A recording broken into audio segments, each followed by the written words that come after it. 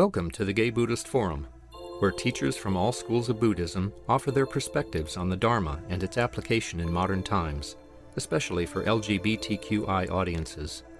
These talks are offered freely to the world and made possible by appreciative listeners. If you would like to support our efforts to share the Dharma with underserved audiences, please visit gaybuddhist.org. There you can donate, find a list of upcoming speakers, or enjoy many hundreds of these recorded talks dating back to 1996.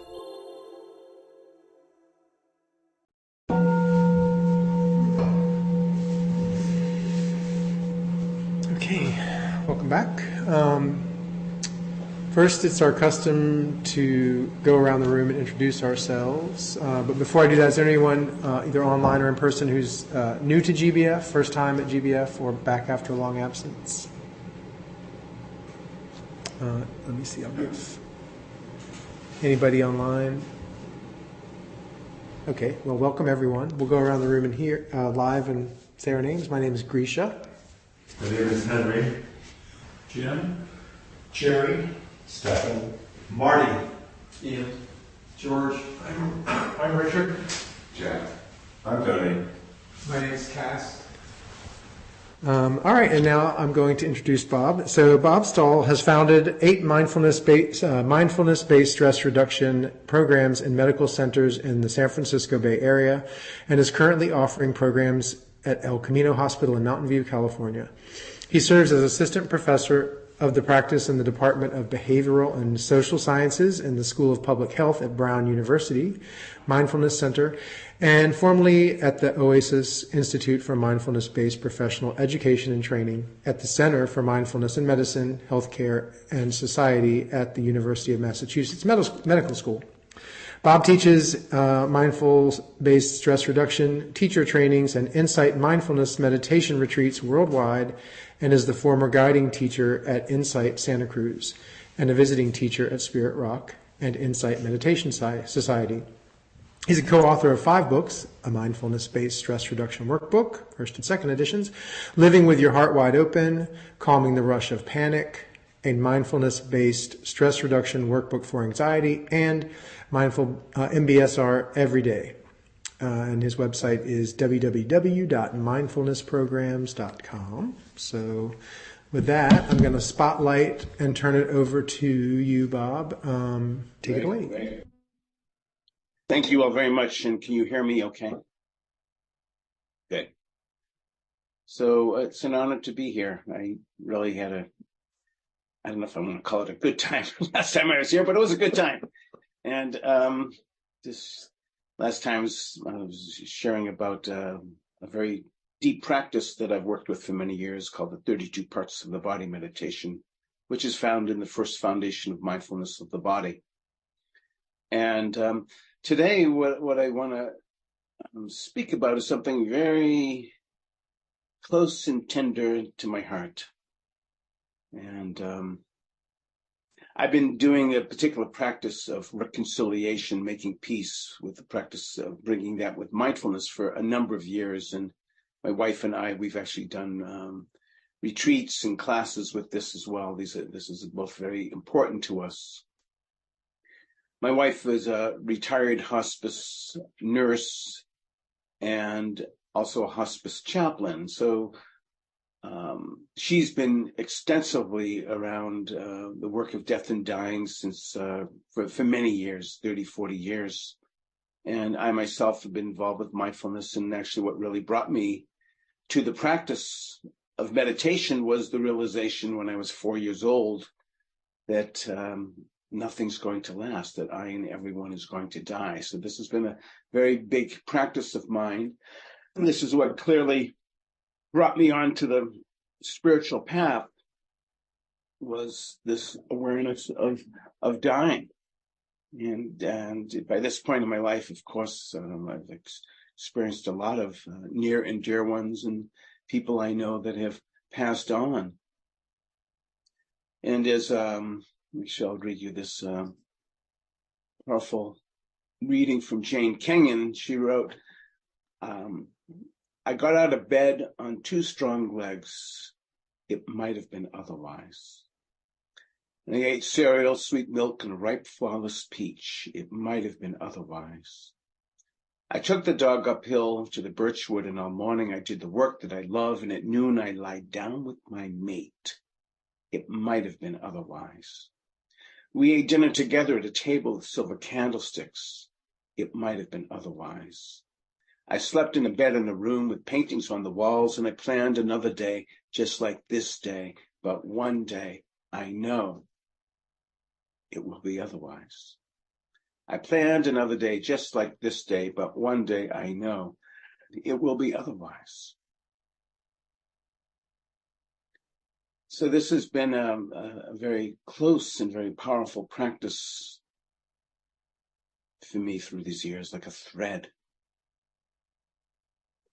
And William Stafford, a very beloved American poet, this is his last poem that he wrote. This was 3 days before his death. He knew that he was dying. This is his last poem. He says, there's a thread you follow, and it goes among the things that change. But it doesn't change. And people wonder about what you're pursuing, and you have to explain about the thread, but it's hard for others to see it. But while you hold on to it, you can't get lost. Tragedies happen, people get hurt or die, you suffer, you get old. Nothing you can do can stop time's unfolding. Nothing you can do can stop time's unfolding, but you don't ever let go of the thread. Nothing you can do can stop time's unfolding, but you don't ever let go of that thread. The thread of our lives, the thread of the Dharma, the thread of awakening, the thread of wisdom, the thread of compassion. And perhaps in the end, what matters most is how much we've loved and tried to live with as much integrity as that we can.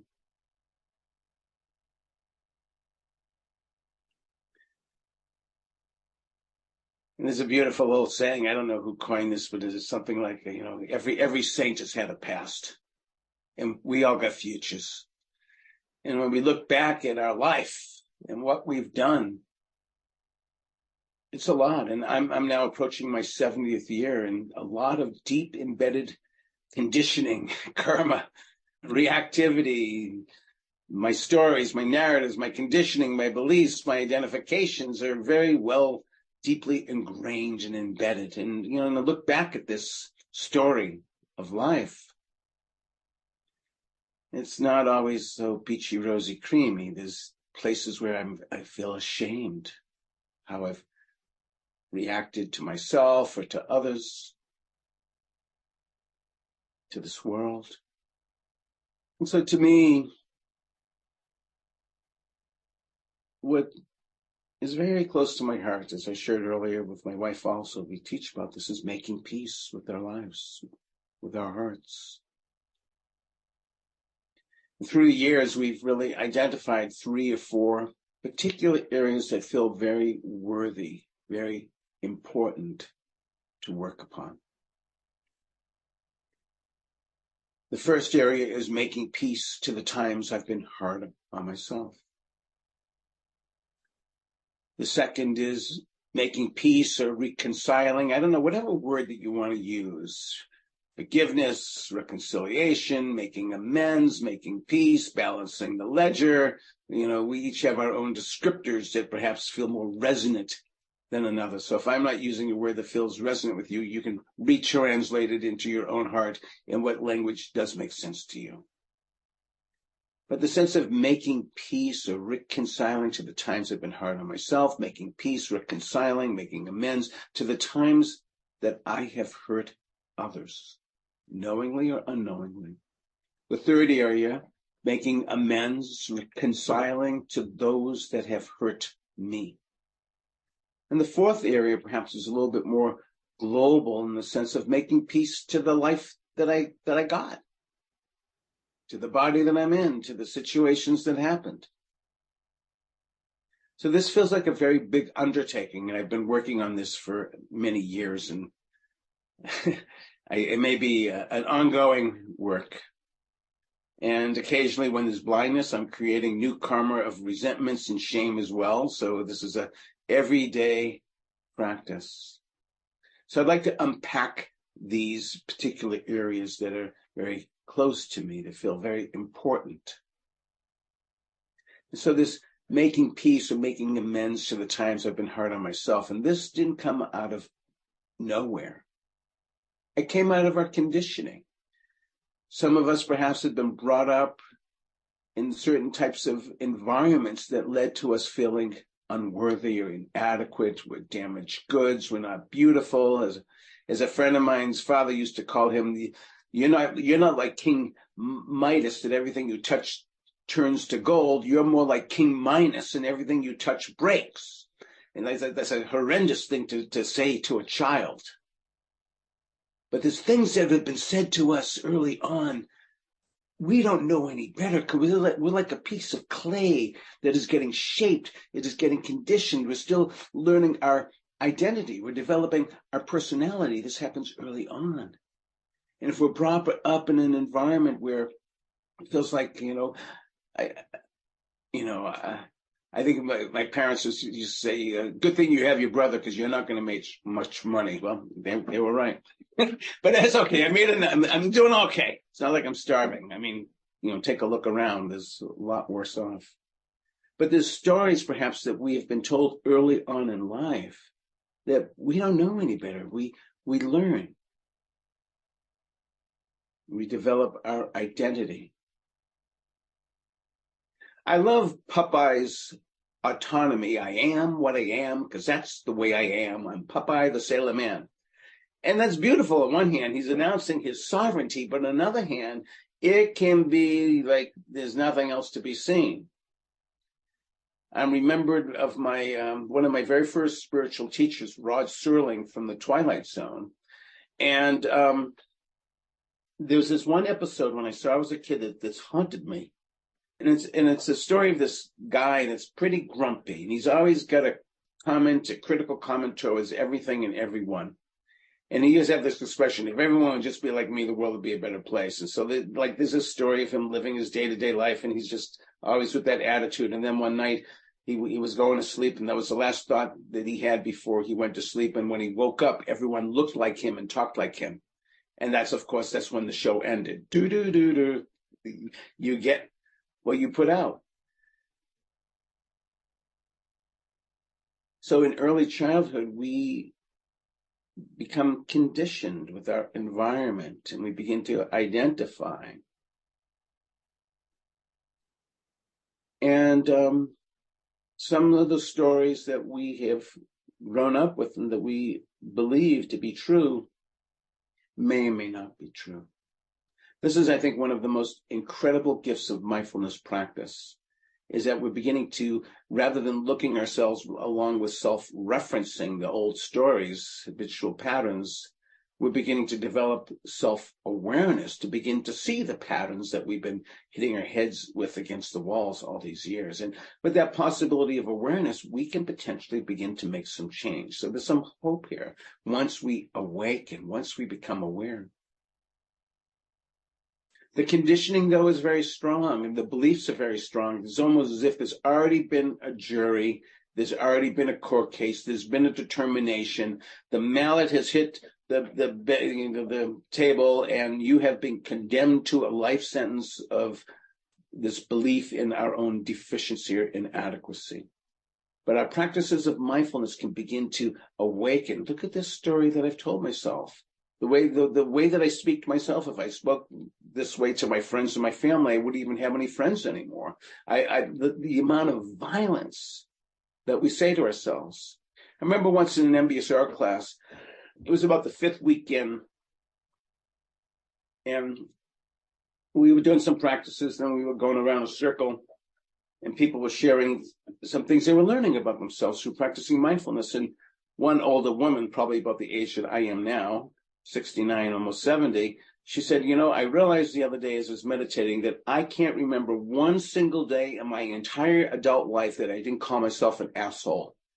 And then another person said, well, I don't call myself that, but I call myself a dummy. And then it started going around the circle of the names that people were identifying with as himself. Was like, wow, these things we wouldn't say to others.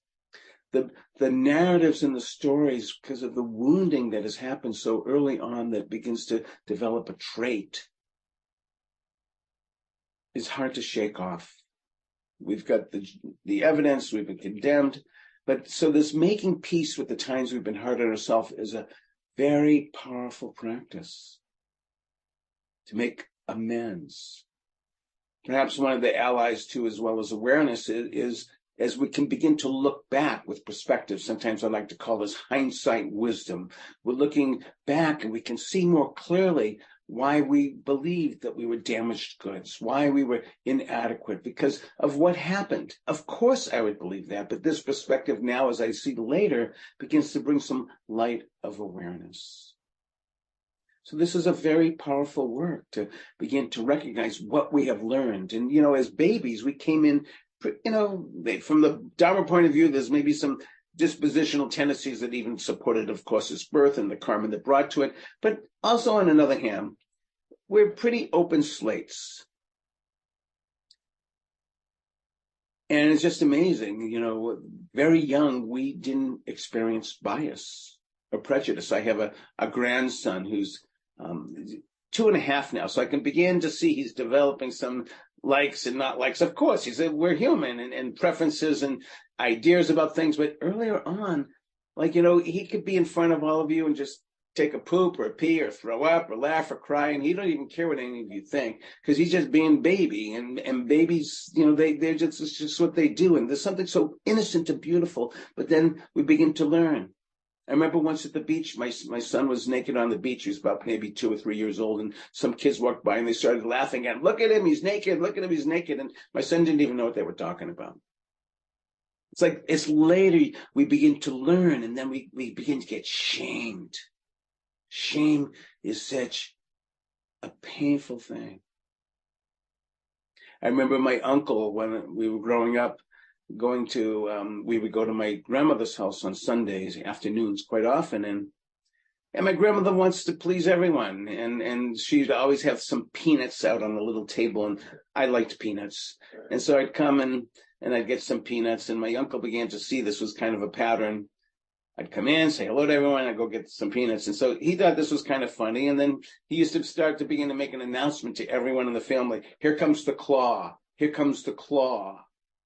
Well, I knew enough, even at this early age, that I didn't have claws, I had fingers.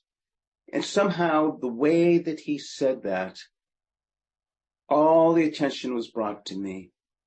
I felt shame. I did not want to be seen. And as time went on, I'd come in, I wouldn't go near the peanuts. I just want to kind of disappear because I didn't want Uncle Sidney to say, here comes the claw. These it took years for me to realize, wow, I'm carrying around this wounding from Uncle Sidney calling me a claw. And perhaps some type of belief that, is being an animal a bad thing? It's like some type of connotation of shaming. And we get imprinted at an early age. We get very imprinted. We begin, because we're developing our identification. We don't know any better. I have a dear friend of mine who's a Buddhist nun, and early in her life, I won't go into the graphics, but horrible conditions growing up of abuse, and it's just horrible. And I remember once we were talking about this, and she said, I didn't know that I thought every kid, this was happening in every home. It's only later that you realize, wow. And so this conditioning happens at times when we don't even know. But now here we are. We're Dharma practitioners. We're practicing developing greater self-awareness. And so we begin to turn on that light of awareness, and whoa, what do we see? The Bob show ad nauseum, and the Chris show, and George show, and everybody's show ad nauseum. It just goes around and around. The stories, they said, she said, he said, why is it, like this and that. And it's like, wow. The stories, the narratives, the experiences that we've had. So powerful to begin to awaken, to begin to see the stories, to begin to see the ways that I deal with myself and so forth. So perhaps this is the beginning steps towards some type of mediation, so some type of making amends. Like, what would it be like if I could begin to actually hold myself with greater kindness now that I understand more why it is that I've been so unkind to myself. So the understanding is crucial. It's great that we have these practices of self-compassion. I can put my hand on my heart. That's really good. But we got to know why we're putting our hand on the heart, because we have this belief that I'm no good. And where did that belief in no good come from? It came from earlier times, earlier conditioning, and so forth. So developing our understanding of these stories, these narratives, these beliefs, these identifications that develop into conditioning, that develops into deeper embedded conditioning. But as we awaken, we can begin to see this more clearly, to perhaps begin to learn from it. Perhaps begin, as Derek Walcott from this beautiful poem, Love After Love, says that the time will come when with elation you'll greet yourself arriving at your own door and in your own mirror, and each will smile at the other's welcome. And you will love again the stranger who is yourself. Such the beginning of the healing journey, beginning to meet ourselves with greater compassion, with greater understanding and insight, and what was fueling and driving this, such a firm belief in my own no goodness, if you will.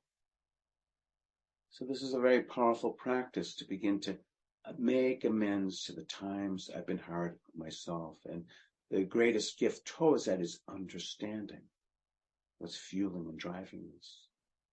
As we sit with ourselves, this may become more clear. Another area that I want to speak about is making amends to the times I've been hard on others. This is actually an area that's very difficult for a number of us to even admit that we caused some pain to another. It's difficult, like we know all the people that have been the difficult ones in our lives and perhaps don't want to look at that. Perhaps we have been a difficult one to another. So this is an important area in the sense of beginning to make some peace. Is how do I begin to reconcile to these times that I've caused some pain to another? And of course, some of the pain that we may have caused to another, this person may not be on the planet anymore. They may have passed on. But I want to affirm that I believe that it's very possible to continue to heal whether a person that you've heard is alive or gone.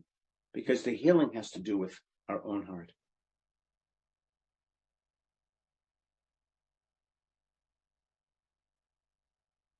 There's two qualities to bringing on healing to those that I've hurt.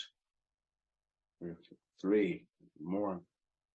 But one is to actually acknowledge that this is true. Sometimes it's knowingly, sometimes it's unknowingly. We speak about intention and impact. Sometimes we don't know the pain we've caused another. But our awareness is a great ally. At least we're beginning to develop humility and to understand, I've caused some pain to another. And then there's a couple of other things that I feel are very important. And one is if it feels right, feels appropriate, offering a very sincere apology that's authentic and genuine. And maybe if they're not close by, but they're still on the planet, I can just do this even as a ritual inside me. I apologize genuinely, authentically for the times that have caused some pain to another. So that's one facet. And another one that I think is very important in the Dharma, there's a couple of Pali words, hiri otapa. And sometimes it can be translated as working with your conscience with shame and dread. But there's a much more poetic expression that really speaks much more to my heart. It's called becoming a guardian of the world. And so what that means is that when you recognize that you've caused some pain to another, that not only perhaps if you have the opportunity to make that sincere apology, genuine apology, but then you really bring it to your forefront in your heart that you make your deepest and sincerest effort to try not to repeat that again. That's how it gets paid back. I learned this a lot with my sons, growing up. I wasn't always the father that I wanted to be. Sometimes I was not so skillful. Sometimes I hurt their feelings. I took away their sovereignty. And but when I recognized that, I'd come back to my son, and I'd look at him in his heart, and I would apologize to him genuinely. But then I realized that what would make that apology real is to really try not to do the thing again that I'm apologizing for. Because, and all too often, you're sorry, and then you do it again. You're sorry, you do it again. You're sorry, you do it again. And so to really begin to work with changing, like I really made a commitment. I don't want to go down this road again of shaming him or whatever it is. So this thing of, and that's why this beautiful expression, becoming a guardian of the world, is that now I'm becoming a protector because I'm no longer sowing those seeds of shame or making someone feel small or hurting someone. So not only is the authentic and genuine apology important, but the commitment, as best we can, because we're human, of trying not to repeat that action that caused such pain. And then it becomes, I'm becoming a guardian, becoming a protector.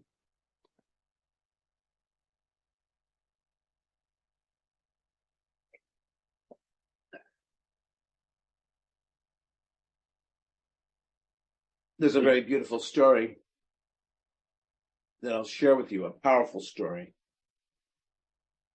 There's an American Zen priest, his name is Claude Shin Thomas. He wrote a book called At Hell's Gate. And I actually heard him give a Dharma talk once, and I was blown away with his story. When I first saw him, he was kind of a smaller in stature man with a shaved head and robes. I had no idea of his history or his background, and then he opened up his mouth, and I had all these judgments or whatever, and then he opened up his mouth and started to talk, and this is what he shared, is that prior to be a monk, he grew up in a military family, and he enlisted into the Vietnam War to serve his country. And he became a machine gunner on helicopter missions in Vietnam.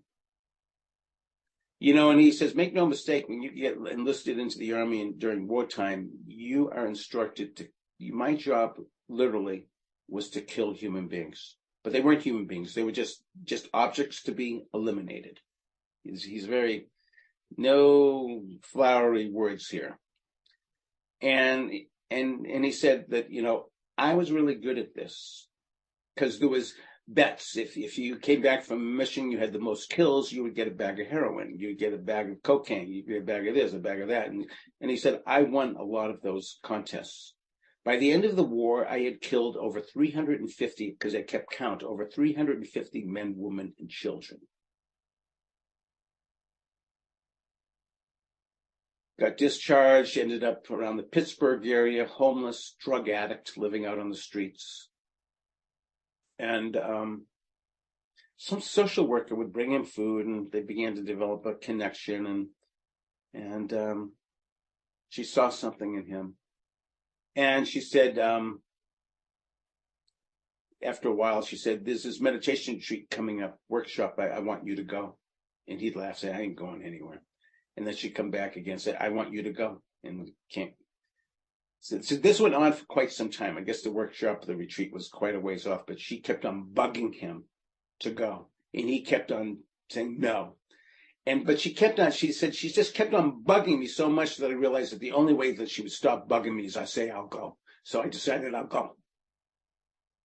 And he went, because she made it happen for him after a long time.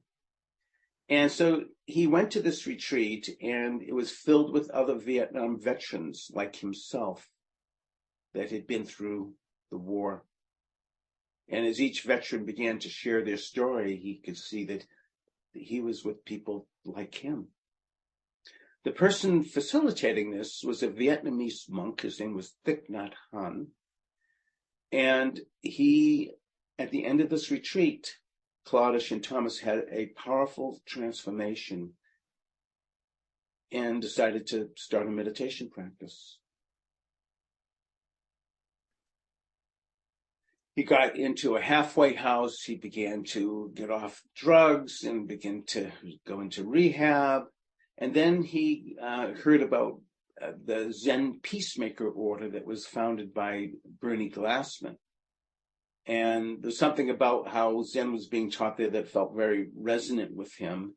And so he began practicing with Bernie Glassman's order and became a student. And after a period of time, he said to Bernie that he would like to be ordained as a Buddhist monk. And so this has now been a number of years, and he's now no longer an addict, a using addict. And Bernie said, I will ordain you. And Bernie has done also a lot of work in Europe, helping with concentration camp survivor children of Nazis, and bringing people together in retreats and doing reconciliation work. And so Bernie had these connections in Europe, and Bernie decided that I am going to ordain you, but I'm going to ordain you because of your past in a very particular place. And so what they did was they flew to Poland and to Auschwitz, and on the train platform of where people were pointed to either to the concentration camp or to the gas chambers, they did the ordination ceremony at that train platform where he became a Buddhist monk. And then, well, I've said in kind of this humorous way, I took a left and I began to walk. And I walked overland from Auschwitz to Saigon in Vietnam. It took me 1.5 years to walk there. And every single bit of the way, whoever was be open to listening, I would share with them what it was like to have killed 350 men, women, and children. Since this time, Claude has traveled all over the world. I was teaching a retreat in Colombia in 2017, and I was telling the story about Claudius and Tom, and then one of my hosts said, oh yeah, he was here just a year ago doing some teaching. And so like Claude has dedicated his life. He's become like a guardian of the world. From this soldier who had killed over 350 men, women, and children to now a protector of people. And he knows from the inside, he has to live every day with knowing what it is that he had done. And what saves him and gives him meaning is to help prevent that from ever happening again. This is a very dramatic story of making peace to the times I've caused pain to others. This is how he's become a guardian of the world. There's actually an old Buddhist story, I won't go into it now, of Angulimala, who was a murderer that transformed himself and became an arahant during the time of the Buddha. Looking at the clock, I'm going to proceed on. But I'm very inspired with Claudician's story of how he could turn around the horror. When first he was kind of brainwashed. I'm just doing what my country told me to do. But then afterwards, waking up and seeing what he'd done, but then dedicating the rest of his life to making peace, reconciling to the times I've caused pain to another. So the third area is beginning to reconcile to the times others have hurt me. This is very difficult.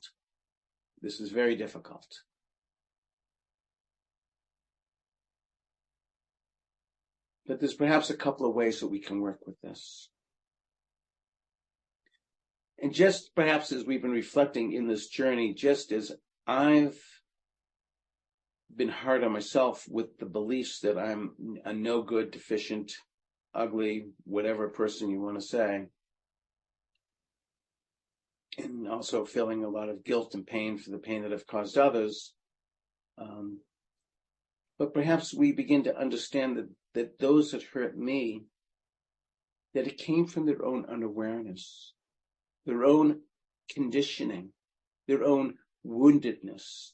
I also want to say right away, it may not excuse the actions to the degree that, you've been hurt. Some of us have been hurt terribly, but perhaps it brings some understanding of what, it's due to their unawareness, their fear, their pain. It's interesting. Norman Fisher, who some of you may know, Zen poet and teacher, he wrote a book. I forget what it was called, but it was a kind of a translation of the Bible book of Psalms, but written from kind of like a Buddhist interpretation. And one of the very clever things that he did, because in old biblical language, a lot of the descriptor words is this person was unrighteous, they were evil, they were bad, they were wicked. So what he did was he took out all those words, and he wrote and said that they were heedless, they were not mindful, they were unaware. It kind of changes the context. They were unaware. They were not mindful. It was ignorance, not knowing. So perhaps it may not excuse the actions, but beginning to understand, just as I have the beliefs of my own deficiency and I'm hard on myself and have caused also pain to others, so to others that hurt me, that it came out of their own unawareness, their own fears, their own conditioning. But the other very important facet that I think is incredibly important is that we suffer a lot, or I know I have suffered a lot through those that have hurt me. The building up of resentment and grudges and ill will is so painful to live with. I'm pointing the finger, you fucked me over, but there's three fingers coming back at me, like, how do I begin to take responsibility? Otherwise I'm just going to be filled with resentment and grudges for the rest of my life and be buried that way. Like in the spirit of my own well-being, how can I begin to neutralize the resentments that I'm harboring and holding? I think this is very important. This is something that we can't stop, can't change the actions that happen, but I can change perhaps how I am with it, that I can begin to neutralize some of these resentments and grudges, because they are just so painful to live with day in and day out. Reminded of another story that I'll share with you, and this is when I was referring to that I was in Colombia. I was teaching a retreat there outside of Bogota, and my friend and host, she decided she wanted to bring my wife Jan and I to this one particular place to see. And I asked her about it, and she said, I'm not going to, we'll just go and you'll see for yourself what it is. And so she brought us to this place where there was an outer shell of a building that had been torn down. Maybe there was just like a foundational wall around it, and you could see right through it, in that there was a newer building inside that. And it was mostly of glass and a roof, a few white walls, and a lot of black floor. And I said, where are you taking us? And she just smiled, and then she pointed to the sign that said, silence only, no speaking. And so we go into this building, and there's just all these black floors and white walls and a roof. And it's just in the signs, silence. I had no idea, what are we doing in here? What is this about? But I'm just being open, just walk around. And then there's one inner room that you could walk into, and there was a video playing. And so eventually my wife and I went in there, and it was in Spanish, but it was fortunately subtitled in English. And it was a story of this artist named Doris Solidia, who was commissioned to this project.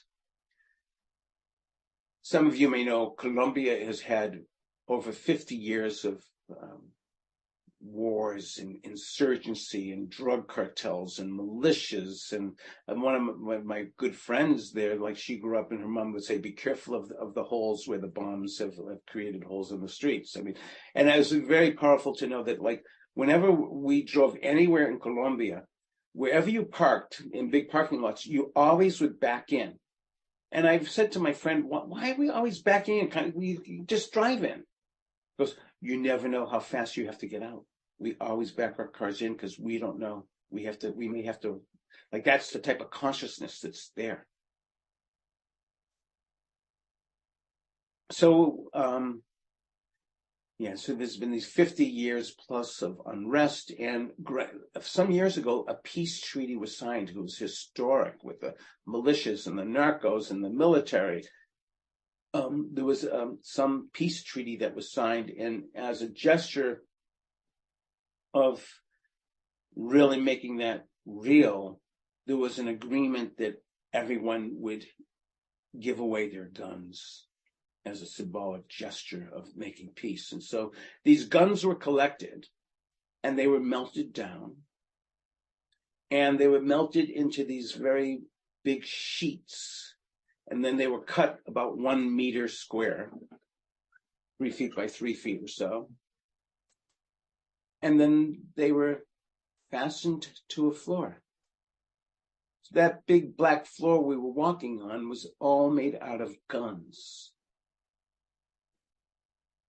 And in the videos explaining all of this, Doris invited many of the women and some men that had been violated, treated terribly during the war, to be part of this project, because after these guns were melted and they were into these sheets, they were cut into again, like 1 meter square. Then they had to be pounded, shaped in certain ways so they could be fastened to the floor. And so there was interviews of these women, some men, pounding and pounding and pounding these sheets that were made of these guns. And some of them were crying, and someone said, I have held on to this resentment and grudges for years. It is making me sick. I have gastrointestinal problems. My heart is high blood pressure. Like, just going, like, I've just been filled with so much hate and resentment, and I'm just pounding and pounding, and they're crying. And there was just like this image of people beginning to heal and to like realizing, like, what I've been holding inside me has been so poisonous. Beginning to make peace to the times others have caused pain to me, to begin to reconcile. The very powerful image, seeing those women and some men crying and just acknowledging how they've had years and years of resentment and grudges and hate, and that it's just been so toxic to their hearts that it was time to begin to neutralize. You could see them at the end holding each other, crying and laughing. The possibilities of our human heart to begin to heal. And it's not like a light switch on and off. Okay, now I'm healed again. I mean, we have strong conditioning and there's amnesia, but at least with our practice, we begin to remember. Remembering again our place in this universe. Our right to be here, no more so, no less so than any other sentient being. Remembering.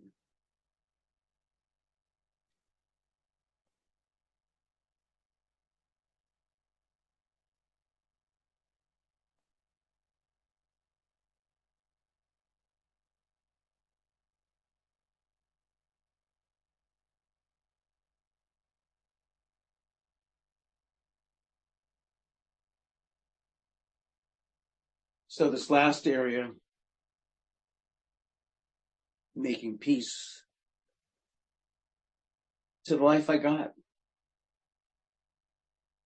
Maybe we're not going to become a movie star or be in the best rock and roll band or be whatever. Like, how do we begin to make peace or reconcile to the life that I do have, to the body that I'm in, to the here or no here that you have, to the size of your body, to your gender, to your sexual orientation, to your political affiliation, to the life that we have? How do we begin as we come towards, our life, our death? Like, how do we begin to make peace with this life that we have in one way or another? So this is perhaps bringing together the reconciling of these first three. The times I've been hard on myself, the times I've caused pain to another, the times that others have caused pain to me, but also with the life that I got. And sometimes we're so don't like what we got. Like when I grew up, I had really curly hair and I wanted straight hair. And again, like now I have no hair. And some of us had straight hair and really wanted curly hair. Some of us wanted to be big and we were short. Some of us were short and wanted to be big. Like it just goes like, have this body or that body. Like this is the body that we got. This is the life that we got. And it doesn't mean we can't try to improve upon it. But sometimes we try to improve on it so much because it comes from a place of insecurity. How do we begin to also meet our own hearts with compassion, with kindness, to appreciate our own beauty? So the sense of reconciling to the life that I have, to the body that I'm in, to the situation that I'm living with. To me, to be able to be on my deathbed and to have made peace with all of this feels like a good job. But maybe it's not like a period, make peace and then okay. But maybe at least I'm on that journey of making peace. And I want to also just recognize, okay, maybe it doesn't have to all be done, but at least I'm sincere enough and genuine enough to know that I'm a work in progress, and can I meet it with greater compassion and love?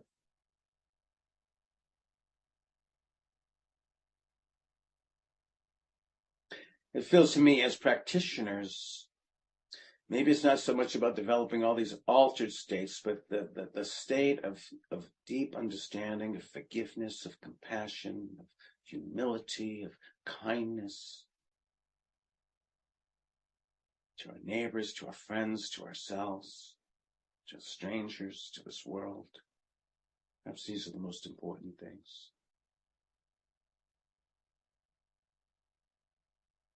So may we remember, and I'll just end with one other reading. I had a lot of them here, but I'll just go with this one. Actually, I'm going to do two.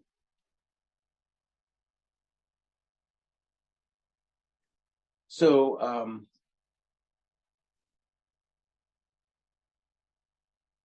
this is such a beautiful poem. And to me, like, this poem really is the kernel of the Dharma. It's from Naomi Shihab. Some of you have probably read this poem called Kindness. And when I think about my own teachers, it's really been this legacy of kindness that's been passed on, that may continue to be passed on. And Naomi Shihab, she wrote about this poem that she'll say, I heard her say this, that I didn't write this poem, I was just the scribe. I had my pen and my paper, and it was almost as if I was just told to write this. And this came out of her being in Colombia on a bus with her husband. They were on a honeymoon. They were traveling from Austin, Texas to the tip of South America. And in Colombia, the bus was pulled over by some militia and everyone was robbed. One person was shot and killed. And then she ended up, after they all left, her and her husband went to this little village and was met by a very kind gentleman and helped them to, find their way. And she said she went out into the plaza that very night to sit on a bench. And this is what she says that she was ascribed to. She says, I didn't write this, but it's called kindness. She says, before you know what kindness is, you must really lose things and feel the future dissolve in a moment like salt in a weakened broth. And what you held in your hand and what you counted and carefully saved, all this must go, so you know how desolate the landscapes can be between the regions of kindness. And how you ride and ride, thinking the bus will never stop and the passengers eating maize and chicken will stare out those windows forever. Before you learn the tender gravity of kindness, you must travel where an Indian in a white poncho lies dead on the side of the road, and you must see how this could be you. And how that he too was someone who journeyed through the night with plans and the simple breath that kept him alive. Before you know kindness as the deepest thing inside, you must know sorrow as the other deepest thing. And you must wake up with sorrow and speak to it, till your voice catches the thread of all sorrows and you see the size of that cloth. And then it is only kindness that makes sense anymore. And then it is only kindness that makes sense anymore. It is only kindness that ties your shoes and sends you out into the day to mail letters, purchase bread. It is only kindness that raises its head from the crowd of the world to say, it is I you have been looking for. And then it goes with you everywhere like a shadow or a friend. And then it is only kindness that makes sense anymore. Then it is only kindness that makes sense anymore. So I think I'll pause here, looking at the time, and thank you for your hearts and listening, and I hope that some of what was shared touches you. Where are the places where I need to reconcile, to make amends to myself, to those who have caused me pain, to those that hurt me, reconciling with this life? This, to me, seems to be some of the most important of endeavors. Perhaps in time it begins to culminate through seeing through these stories, his conditionings. As the Buddha awakened, he said he experienced the unconditioned. And he could only perhaps have experienced the unconditioned through seeing through the conditioning, seeing through the stories. Thank you very much. I wish you well. And see, it's just about noon, but not quite. And it might be too early in this moment. Well, you have anything you want to say? Any questions? But I'll open it up if anyone wants to say something. I suppose we could take a minute for a quick question or two. Anybody have a burning desire?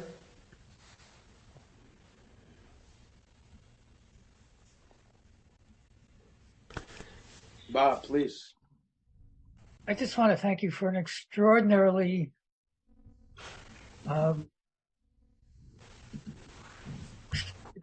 connecting thought. I mean, you touched me in so many ways. One message that is with me now, probably forever.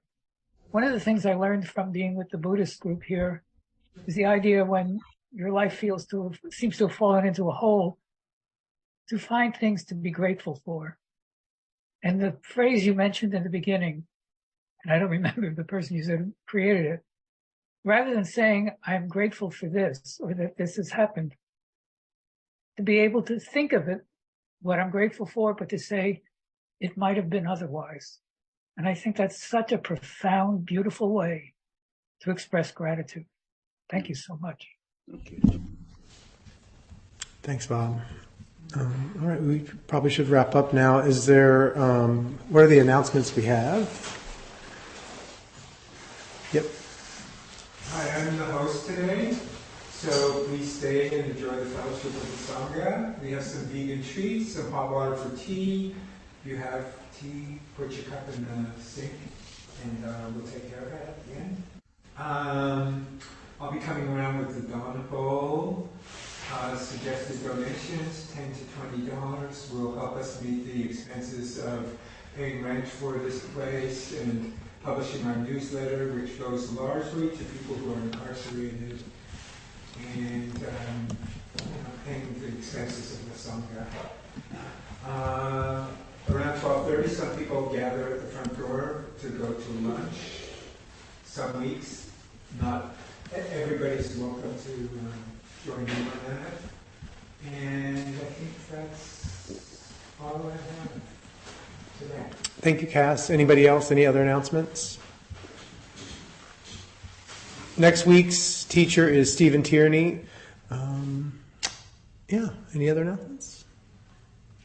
Last week we met and put out the new newsletter. The new newsletter is available on the website, and it also went out to a few hundred, mostly incarcerated gay Buddhists and people around. So thank you to those who put that together.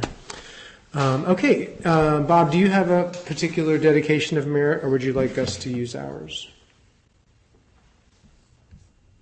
Yeah. Thank you. And Would you say I did? I would love to invite you to do yours. Okay. Okay.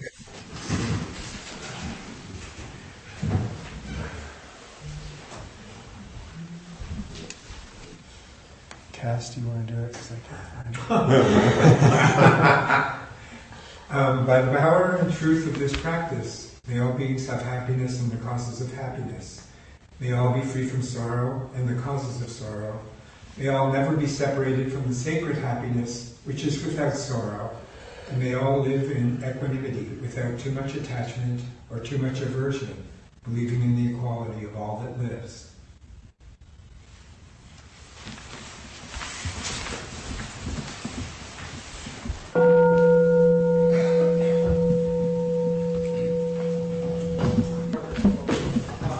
Bob, thanks so much.